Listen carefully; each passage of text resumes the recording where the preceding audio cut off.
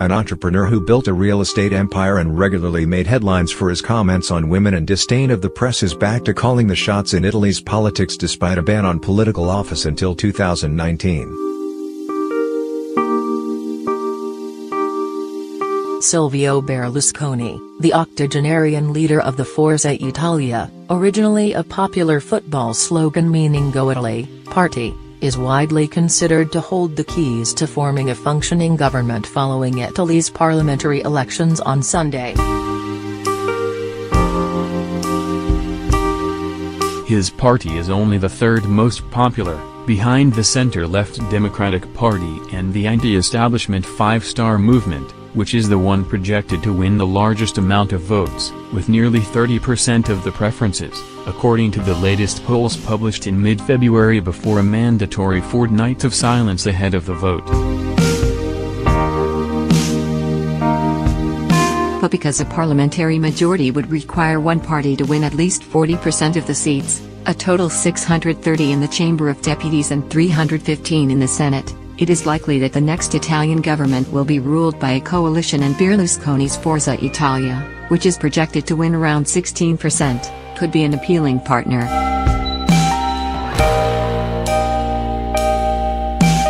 It's his resilience we should admire rather than his resurrection, Bill Emmett, a former editor of the influential British current affairs magazine The Economist, who infuriated Berlusconi with the 2001 magazine cover branding him unfit to rule Italy. Berlusconi lost a defamation lawsuit against the publication in 2008, told Newsweek.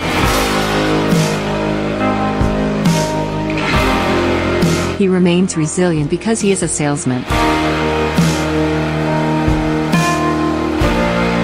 His great skill as a businessman was always in sales, and he got the Trump-like capability of always selling himself using essentially populist methods, which are to have no shame, to say whatever he thinks will get him in the spotlight today, and be willing to say the opposite tomorrow, and to make quite populist promises, he said.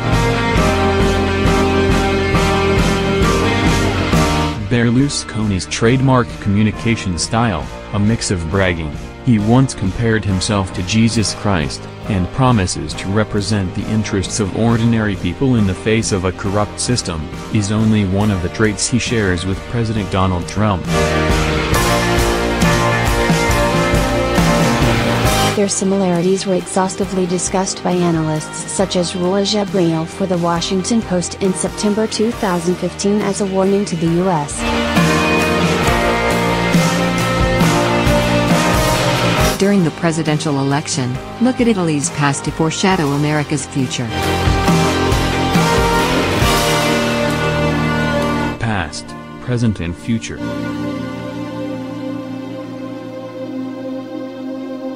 By now it's clear Berlusconi seeks to be Italy's past, present and future. His return to the political fore after his resignations in 2011 amid the Bunga Bunga sex scandal and a financial crisis, fits comfortably within the narrative of the man who first ran more than 20 years ago as a reformer to a ailing, corrupt political system and now uses that 2-decade experience to present himself as the benevolent grandpa of Italy. Honesty, experience, wisdom. Read the first poster Forza Italia released in January at the opening of the electoral campaign.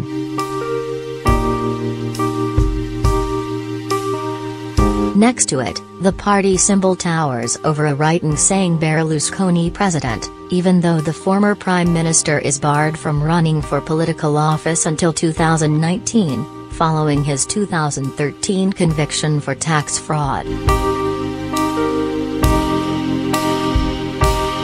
Berlusconi is fighting the ban at the European Court of Human Rights, even though it has become an advantage in his campaign. Because he cannot be prime minister, nobody is having to assess having this man representing Italy, Emmett said.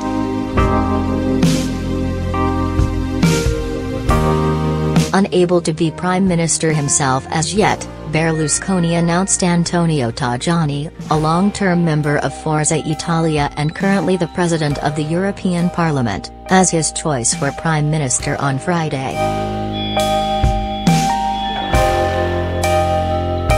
Naming him is part of Berlusconi positioning himself as a moderate, respectable person who is in favor of stability, Emmett said. Thank goodness for Silvio.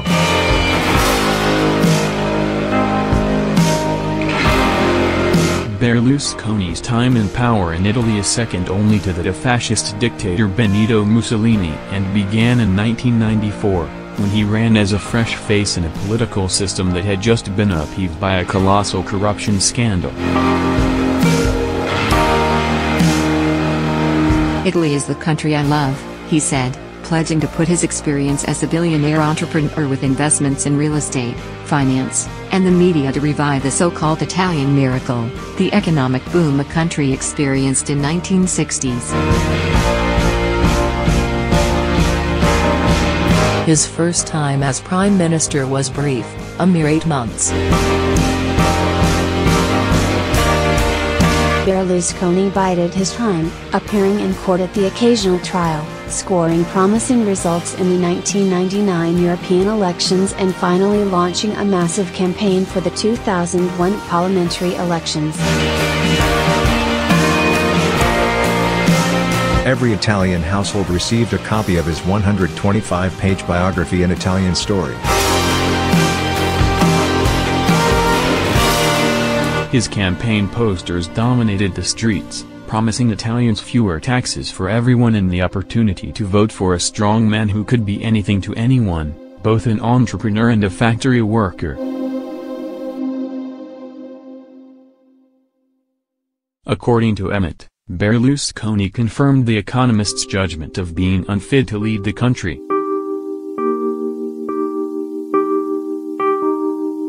He worsened Italy's economy, he worsened its public debt, he undermined the justice system, he was a disastrous prime minister, he said. Berlusconi lost the 2006 election at the end of his 5-year term, which was marred by investigations into his financial dealings and alleged ties to organized crime, for which he was investigated but never convicted, unlike some of his closest advisors, but a majority of Italians voted for him again a mere 2 years later in 2008, believing his promise to get rid of a hated taxation on house ownership.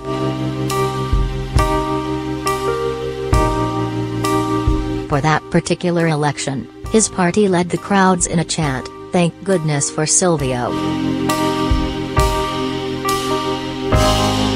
Described by Reuters at the time as a phony ode to his leader.